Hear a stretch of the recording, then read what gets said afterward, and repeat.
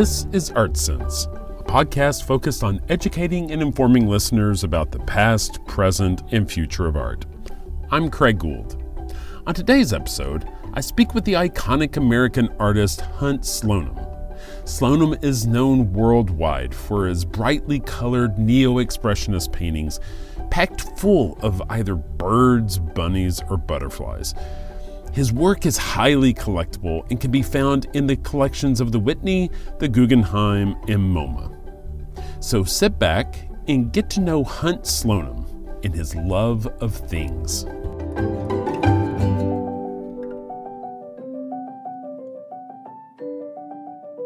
Hunt Slonem, thank you so much for joining me today on the Art Sense podcast. Hunt, with artists, I usually like to start with a hypothetical, which is if by chance you were at a dinner party and the person seated next to you had no idea who Hunt Slonem was or no knowledge of your work, how would you describe what you do and what your work looks like to them? I probably would say very little because I don't want to push myself on others. It depends on who it is. Let's start with it that way. I would say that my work deals with nature. It's completely derived from flora and fauna. I love the word exotica to kind of sum up my interest on this planet. I am a painter. I've been painting for 60 plus years. And I show all over creation, and I have lived in New York since the 70s, and I continue to, and I have a fascination with old houses, kind of vestiges of grandeur is a favorite term of mine, to quote Richard Sexton's book from Louisiana. And that's part of my process. I was inspired by Picasso as a child by his buying all these chateaus, filling them up with work, and locking the door and moving to the next one. And I've been up to 8 historic homes at one time. I've never parted with any until COVID started. Anyway, but I'm living and working in New York, and I'm also starting during COVID. I have begun working in more sculpture. I'm doing a lot of glass work and metal work and all kinds of new activities with big plans for shows and botanical gardens coming up starting in 2024. We talk about referring to your work as exotica. I feel like some of that comes from your childhood, a child of a military family. You kind of moved around to different places that kind of gave you a view of different sort of lifestyles and fauna and cultures and religions. And, I grew up in Hawaii for a very formative period of my life, and went to school with kids from Samoa and Fiji and Japan and China and Hawaiians, and many languages were spoken, and we had Japanese neighbors, and I used to hang out with the grandfather, and he had a kind of amazing gardens that he'd had for half a century or more, and I learned so much about plants and my love of orchids. I mean, everything I paint comes out of those experiences. I kept birds as a child in Hawaii. I was influenced by Queen Liliuokalani's palace, which had full of Gothic revival furniture, which continues to be a great passion of mine. And, the act of picking plumerias and orchids for lei making when visitors would arrive. There was a funny story. Somebody did a piece in New York on people who'd grown up in Hawaii a bit, and I'm trying to think of her name, Dunbarton Oaks and Mar-a-Lago, who built that. I'm trying to remember her name. Anyway, they lived in Hawaii. And when they would go there, the queen would cover them with leis to the point that they couldn't see. They were cut over their heads. It's kind of Hawaiian hospitality. And the flowers of each place, the pikaki flower of Hawaii is just unlike anything else on earth. And these memories hung with me and mesmerized me and kept me through some of the difficult moments of submarine launchings and Polaris missile buildings that I was surrounded with. And then there were all these great mystical days, King Kamehameha Day, and I was so excited about the Hawaiian king's cloaks that took 300 years to make out of the mamo bird tail feathers, which are now extinct. And I've done a lot of installations with molted feathers of my birds based on that early endeavor or viewing of all of that. And then I was an exchange student in Nicaragua in high school, which, the wildlife of Central America surrounds me to this day. I had up to 16 pet toucans at one point. All at the same time? Yeah. Wow. You need a pretty big studio to hold 15 toucans, right? Well, I had a 40-foot aviary in one of my studios. Unfortunately, soft-billed birds, which are my favorite, only live to 20, and you're lucky if they do. So I've been here since 73, so I've been through quite a few life cycles, and the parrots make it forever. They can live to 100. I think I heard you say that for your 16th birthday, somebody gave you an ocelot pelt, and that is still family I lived with. Is still something that you kind of take inspiration from. Yeah, I hold it in my hand and paint from it. I would never have one killed, but I derived great inspiration from looking at it and living around it. And I've done a huge series of paintings of ocelots over the years. I was also given a 20-foot anaconda skin. I don't know why, but anyway, my dream was always to go back there and found a national museum, but I don't know that that's going to happen. I kind of parked myself in Louisiana as an alternative, a little closer, and or at least find a house in Nicaragua to fill up with things, right? Well, I've never been back. I haven't been back since 1969. I went back a second time right before I went to school in Mexico for a year. Anyway, I've never been back since the revolution. Somoza was in power when I was there.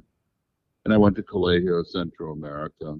And was that before you went to Tulane, or was that kind of in the middle? Oh, yeah, before. Yeah, in the middle, between Vanderbilt and Tulane.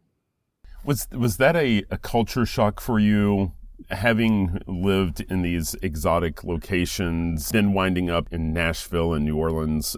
I have Southern roots. My grandmother was from Chattanooga, my great-grandfather, and all that. And I have relatives all over the South. I used to visit the South, traveling from coast to coast periodically. But going to school at Vanderbilt my freshman year, I'd been in high school in Washington State, I would say it was the biggest culture shock I've ever experienced. New Orleans seems a little bit more mystical, which kind of matches your vibe, right? It's mystical, it's French, it has a history of, being built by very aristocratic people with very refined taste in architecture and painting. And, well, I shouldn't go too far. There are plenty of bad things too. But I actually own a house that I studied in college. It was built by Henry Howard. I took Louisiana architecture as an elective, and that was fascinating. Anyway, I wanted this house for 30 years, and I finally got it. When you left Tulane, you studied at Skowhegan for a summer, right? Right. And so for those that don't understand how special Skowhegan is, can you kind of describe what's going on out there on the farm? Well, it's in Maine, which is the state I was born in by chance. I was born on an island when my dad was at MIT. And so it's near Waterville, Maine. It's inland. And it was founded by the Cummings family, Bill Willard Cummings, and his sister, Johnny Franson, who I adored, and Jack Eastman. And it just started out, Ellsworth Kelly was involved, Robert Indiana went there, Alex Katz went there. It has a history of only, I think, 30 people a summer went there. It was quite unique, and they had just killer staff. The summer I was there, Louise Nevelson came, Alice Neal was a guest, Alex Katz came, Richard Estes, Betty Davis was there for 3 weeks. But it was a very small group, and I had a lot of interesting experiences there as well, mystically and artistically, and it really just hooked me into New York. And I had been so remotely educated in places that weren't really, there was no art focus. Now Vanderbilt does have a program, they merged with Peabody, but Tulane did. Anyway, I just moved to New York after school. I was told, don't go to graduate school, just move to New York. And the first 5 years were really intense and hard, but I got a bunch of grants, which was great. I got a grant from Canada, which has always been very generous to me, the Green Shields Foundation grant. And I got a NEA. And Janet Fish was very, very kind to me. I got a loft that she had gotten from Jack Beadle when she decided to move, and that kind of anchored me for a while. Then I got my first show at Fishbuck Gallery in the 70s. And anyway, I wound up being with Marlboro for 18 years. And just the experience of, kind of growing up in New York. I've lived here longer than anywhere. I've seen a lot, and my brother moved here. He was a writer, and my cousin wrote Slaves of New York. And we've met a lot of people over the years. New York was a much different place in 1973. It was really edgy. It wasn't all about money in those days. When you landed in New York, did you know anyone in New York? I mean, were there folks from Skowhegan? Yeah. Okay, so you had a handful of people in an artist community. And so what is it, 4 or 5 years before you were able to make those inroads in the gallery scene? Well, even making inroads in the gallery scene does not assure you of making money. Right. But I worked for the Cultural Council Foundation Artists Project, which was the recreation of the WPA. I was very lucky to be selected for that. There were only 300 of us out of all the city, and there were writers and poets and artists and weavers, and I got to do murals for the World Trade Center. I did something for Port Authority on 43rd floor of Tower 1, which was quite an experience. Joan Mondale came and inaugurated those. I did saints for churches in Brooklyn. I did murals for schools in Harlem and Brooklyn, and just we were busy making public art. In 1975, 1976, 77, what did your art look like at that time? Very flat. Okay. And, is that where you started working with saints? I mean, was your work figurative? What would we have always seen? Figurative. I went through a big transition in the late 70s into the 80s where I started painting animals and saints, and got into a whole, and they were very representational, figurative. At Skowhegan, I painted landscape and the figure. That was what we did in those days. Now it's everything with names I can't even pronounce. So I just continued painting, and I was around painters, and I went to the Figurative Artists Alliance once with Alice Neal. Paul Georges was teacher at Skowhegan. Anyway, I started painting saints from holy carts that I had amassed in my travels to Latin America and elsewhere. I basically was painting things that I'd collected in my travels, but I traveled enormously from high school into my early years and continued to show all over the world in various capacities, everywhere from India to Haiti to Norway to, I don't know, you name it. Okay. So the same things, suddenly a lot of people were doing saints, and I was asked to be in shows. I was in a show called Stigmata, Resurrection. We had to take classes in churches to be in some of these things. I did a whole thing on Revelations, the book of Revelations, Wing. Anyway, it was very interesting and consuming. And I was in a show at NYU at the Gray Gallery called Precious that Tom Sokolowski put together. And my painting was put on the cover of the Times art section on Easter Sunday. And I was above Joan Collins and Dynasty. Felt very famous for 5 minutes. Anyway, I've known her since, and she owns some of my work. And her son Sasha is a good friend of mine. And I got pieces of shrouds from St. Martin de Porres, who I painted. I actually went to the McDowell colony and to a few others and painted saints there and had out-of-body experiences and all kinds of interesting things associated with doing it. But anyway, there was a lot of publicity about this, and I continued that for a while, and then I started leaving the figure out and I always put animals behind them. That's where my rabbits have come from.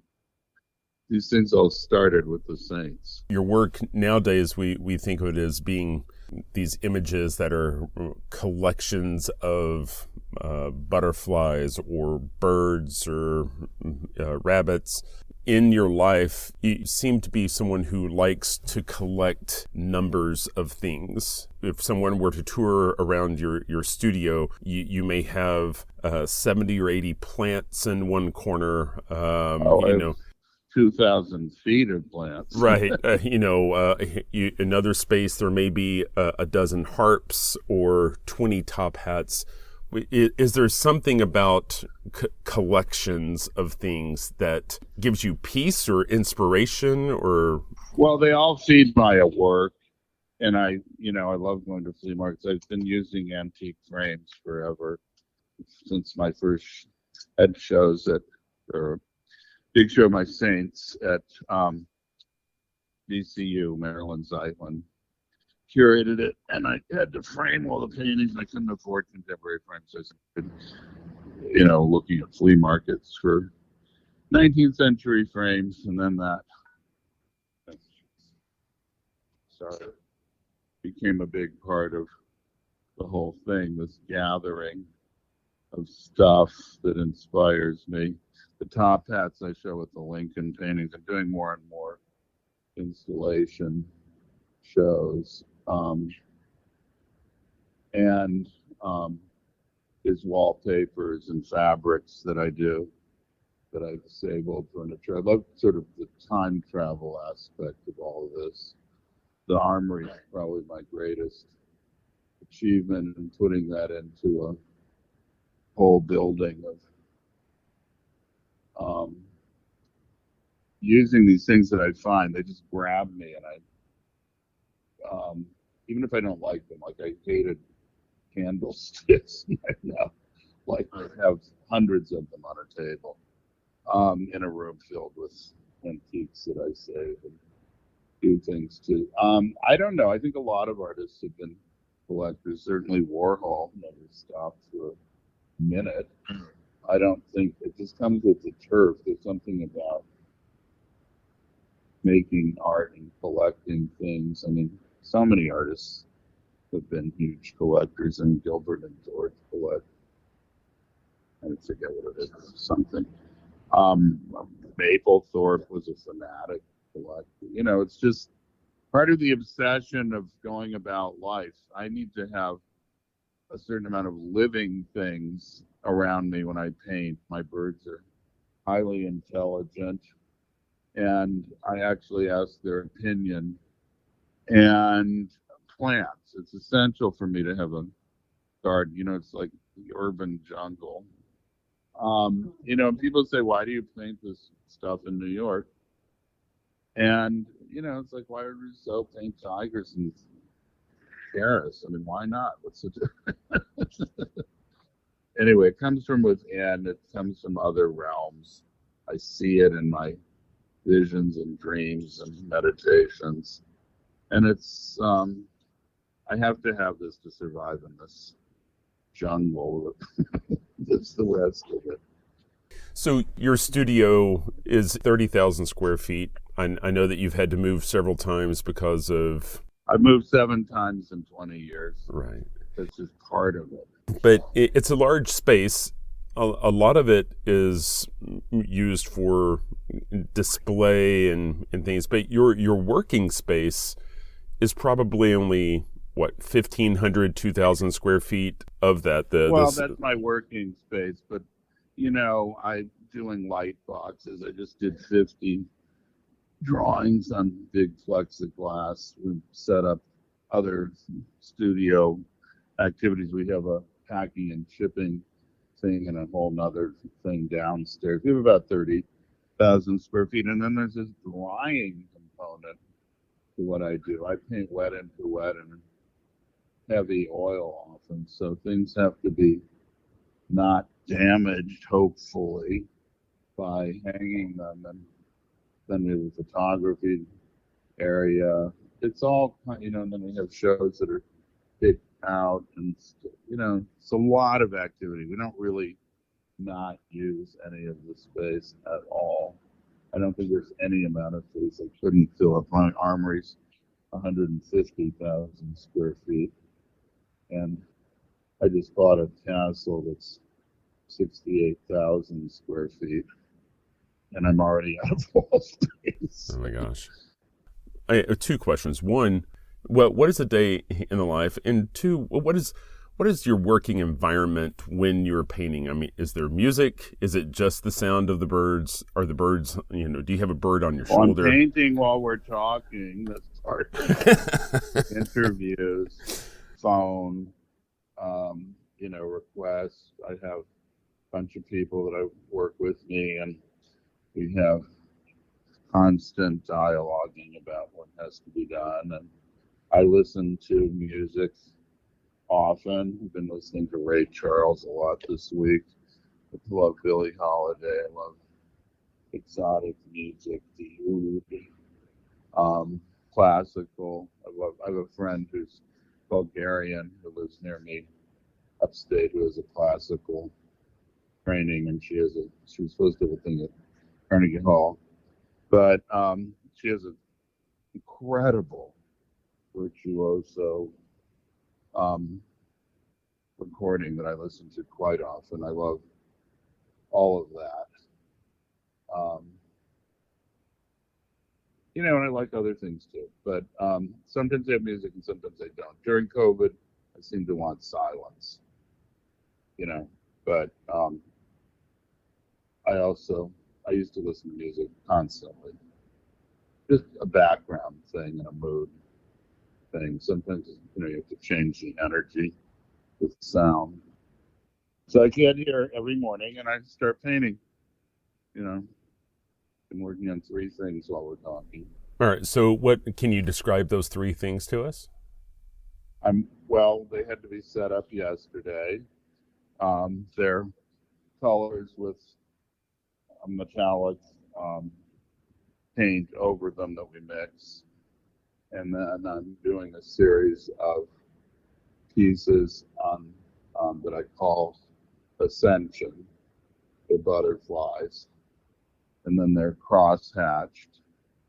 And each mark I make by hand. It takes a long time.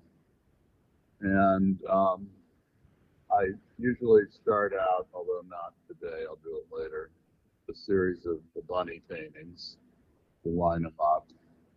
Doing a lot with diamond dust with those right now. And then I tackle larger things. I have a lot of commissions all the time, which is a blessing and a curse. I have to work on several today or start them. But I work wet into wet, so I have to be very disciplined with deadlines and drying and making sure it's just enough dry and wet to allow me to do what I have to do with the mark making and so on. And then, the surprise elements come through my work. I'm doing a new book.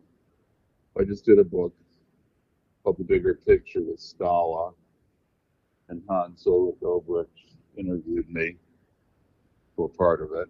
And the next book is on my butterfly paintings. I've looked through 50 years of butterfly paintings. Just blew me away to look at it because it's all the same subject matter, but they're all different, and it's like a meditation almost. I equate what I do to saying mantras and the rosary and etc. It's just this thing that comes through me, and the changes that occur are not thought of. They just happen over time. It's kind of amazing and kind of feel directed by the universe. Like when you go back and view 50 years of butterflies, like like you say, you can see change. I imagine some of those Well, it's like snowflakes. Right. And I'm just wondering, like, can you see how things sort of changed and remember that was the year I went on a vacation to India, or that was the year I went here, and you can see how it changed the way you worked with color or the form? Well, one of the biggest things that happened in my life was following. First of all, I almost never go on vacation. I used to go to India to go to an ashram and to have shows.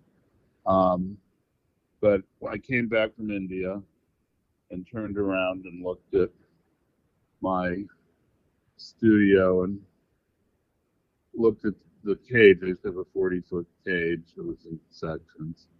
And I just picked up a brush and carved it to a point and started making cross-hatching over it. Then it sort of contemporized what I'm doing, referred it to all kinds of grids and other people's work. I thought that one of the smartest things that was ever written was my first review in the Times. Not that I've had millions, but oh God, I'm trying to think of it. Anyway, I was equated. My work was said that if Joseph Cornell painted, it would look like what I did, and I didn't get it quite at first. But he used all this mesh and birds and boxes. It's a completely brilliant comparison that's never even occurred to me, even though I've loved Cornell. Roberta Smith wrote that.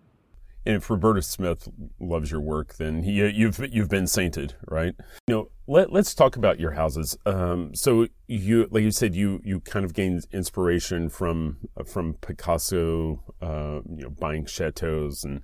Well, I was always fascinated by large homes, castles. I always had a thing about a castles. Kid, my mother, even though she had Alzheimer's when I got the armory, said, "Oh, you always wanted a castle." Help me understand how you think of these homes. Do you think of them as your homes, or do you think of them as? Think of them as art, right? Because I think of even someone like Anselm Kiefer has this estate in the south of France where it's just like his playground for his work. Inside of these homes, how do you approach it? Is each room kind of a blank slate for you to create an installation? Well, by installation, I'm kind of recreating in my vocabulary.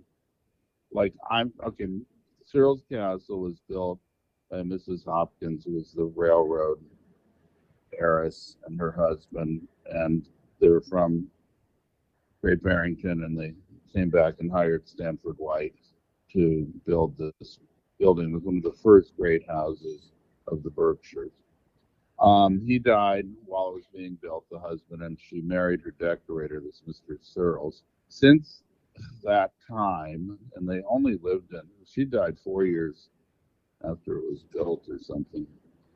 So, and then it became schools for all of its history. So I'm the first person that's turning it back into a home, or whatever it is you want to call what I do.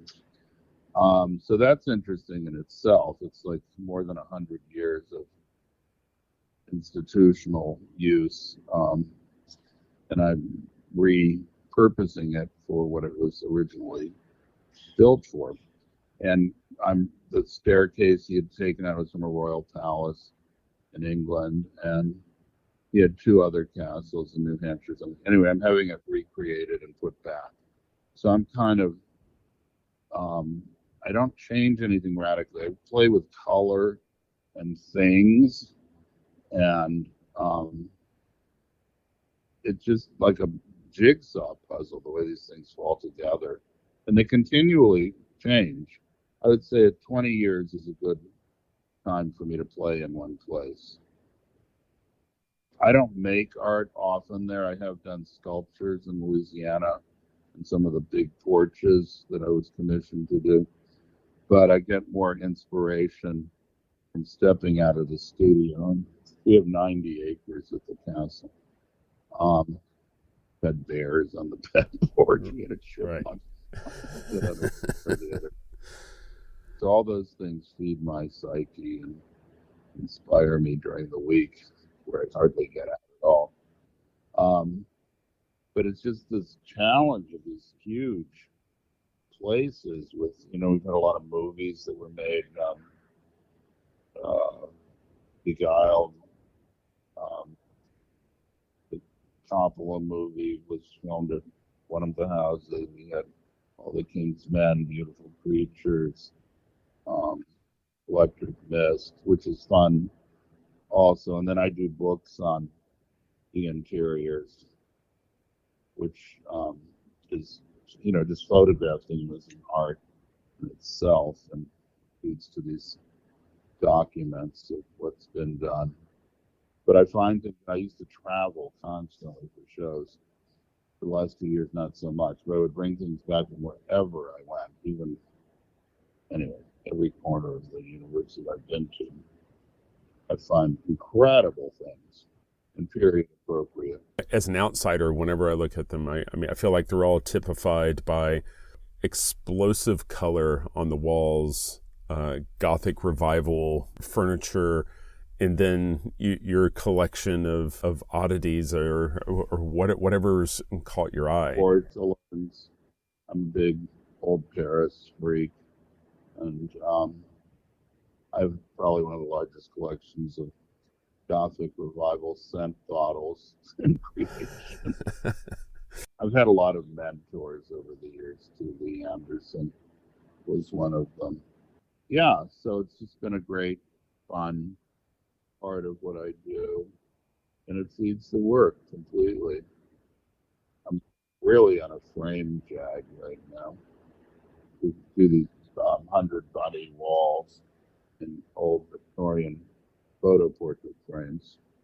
Tell me about your sculptures. How long have you been working with? Because I know you're working with glass and you're working with, Bronze. right. Yeah, I think I've even. Are there smaller wooden ones also? Or my That's where it started. I've been doing wooden sculptures for 40 years, and they became maquettes for projects I did. I did about 10 monumental sculptures in Louisiana. One was for a butterfly park, and I did one of toucans. It's on Veterans Highway, and those were derived from my metal sculptures. But the other stuff is not.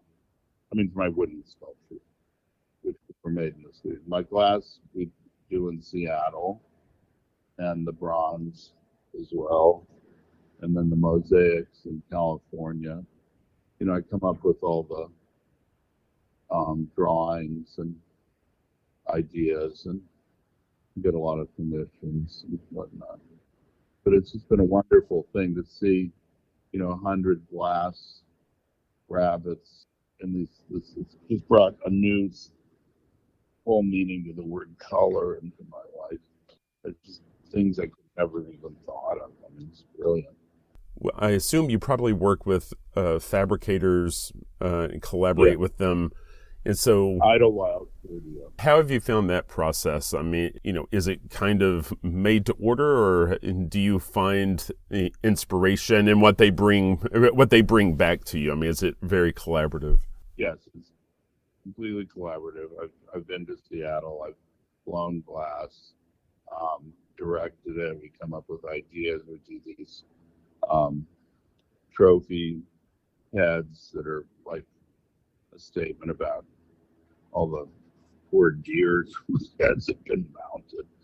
And we have glass rabbits on velvet backgrounds, which are not part of any animal, just homage to them. So all kinds of ideas come out of it. It's not just one thing, but we do show the rabbits in the shows and groups often. I'm also doing neon. That's been hugely successful. And these light boxes, which came out of my travels to Seattle and drawing on site and coming up with these ideas. So it's added a whole new dimension to what I sit here and do all day. I have a comfort zone where I don't paint, I feel abnormal. Right. And I just have a stick in my hand and I'm mark making as we talk. And it's like every mark is a prayer kind of a deal. Your painting process is kind of a meditative practice for you. Maybe there is like a mantra that you are reciting in your head. Is it ever like a name or a phrase, or is it just? Oh, I have a lot of ones. I've learned, I've been given different ones. It's, a real mantra. And so do you find that you really rely on this meditative practice to center you? I mean, do you ever go without painting for a day and just feel, Well, sometimes it's good to stop. When I go to Louisiana, I just gather ideas. My whole Bayou series has come out of, I have Bayou Teche and Bayou Lafourche behind my houses and Old River. I just come home and work from memory on a lot of that. So I think Boucher said, you're painting when you're not painting. I paint my dreams. I had a dream the other night about my ascension in blue and how I was weaving this whole universe with this mark making into the blues and the silvers. And it was like real and it wasn't just on canvas. It was interesting. So is that going to find its way into a real painting? Oh, it does every day practically. I do something along that line. Yes, it was just a dream comment on what I'm doing, I guess. And as it is, I work with not a lot, I work with several energy workers, and she channels a lot of people, and we get comments about color from people that are no longer with us, and it's really interesting. So it's coming from a lot of different places. I gather that you're a huge fan of color. Is there any one specific color that resonates with you more than any other? I'm very fond of painting large spaces blues, intense blues, because they kind of are so mystical. So without specific space, I like painting huge hallways, rich blue. I just did over the staircase at the castle in a blue. I covered some hideous wallpaper. Not that I don't like wallpaper. This just was not. Right. It just changed the energy of the whole place, practically. I'm very fond of reds and yellows. I would say those are my three favorites. Yellow really is good to sleep with and makes you feel great. And red is very centering and makes everything look phenomenal against it. I think Hockney once said if you paint a wall white and you put a painting on it, everything goes, when you look at it, your eye goes to the edge of the painting. If you paint a wall color, which museums are doing finally, again, after 150 years, your eye goes to the middle of the painting. That's a better way of viewing it. And I love salon style. I remember going to the Renwick Museum in Washington as a kid, which was a typical Victorian salon style thing with poofs to sit on and the whole thing. And it's sort of what I do at the houses as well. I love gathering little things in huge groups, filling odd spaces. If somebody wanted to keep up with you and your work, is your website the best place for them to keep track of you? Well, it gives you all the galleries that I show and what shows are coming up, and it has a lot of other information on it, probably huntslonem.com. Is there anything big on the horizon that we should be looking out for? Oh my God, so many things. In the National Gallery in Lithuania. I'm having a show at the Roscoe Museum in Latvia this summer. I'm having a show in a museum in Germany outside of Cologne. I'm doing a show at the National Arts Club. It's just been redone. They just did a Warhol and a Basquiat show. I'm very excited. It's going to be a big installation in April. I honestly can't remember. I had so many things going on. I just had a big show in Texas and Florida and Montreal, the Belfay, and California. I just had a show in La Jolla. I think it's actually Delray. Anyway, my website would tell you what's going on.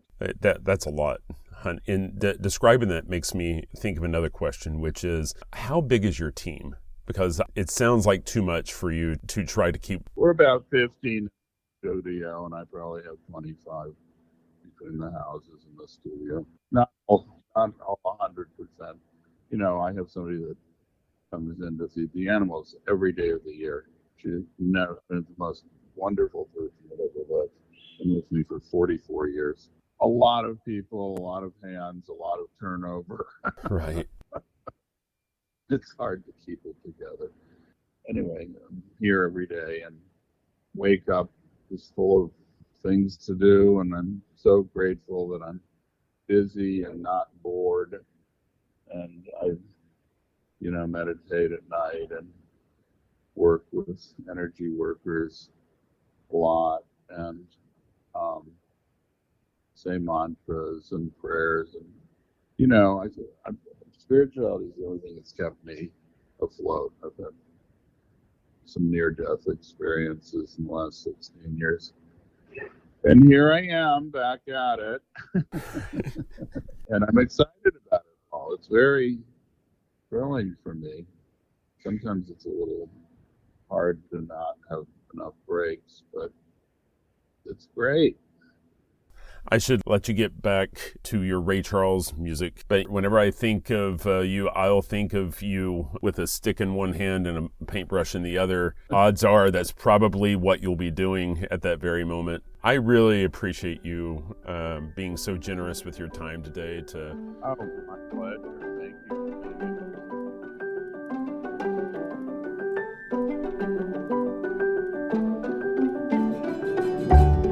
That's all the time we have for this week. You've been listening to Art Sense. You can find the show on Apple Podcasts, iTunes, Google Play, Stitcher Radio, Spotify, or your favorite podcast app.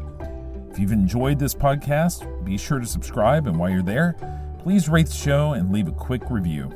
Your feedback is the key to other folks finding us. If you'd like to see images related to the conversation, read a transcript, and find other bonus features, you can go to canvia.art and click on the podcast tab. If you'd like to reach out to me, you can email me at craig@canvia.art. Thanks for listening.